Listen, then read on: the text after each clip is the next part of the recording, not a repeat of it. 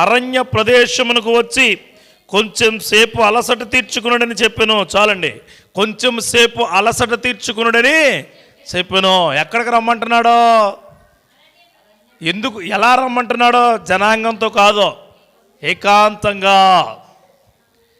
ప్రతి మనిషి తన జీవితంలో చేసిన అనేక మేళ్లను బట్టి ఏకాంతంగా ఆయనకు కృతజ్ఞతాస్తుతులు చెల్లించాల్సిందే.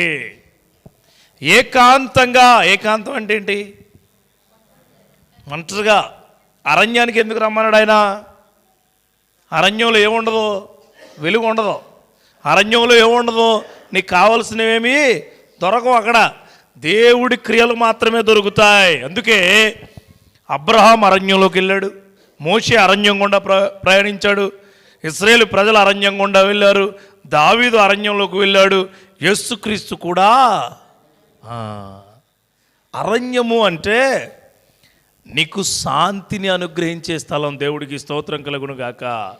ఆ క్షణాన నువ్వు వెళ్తే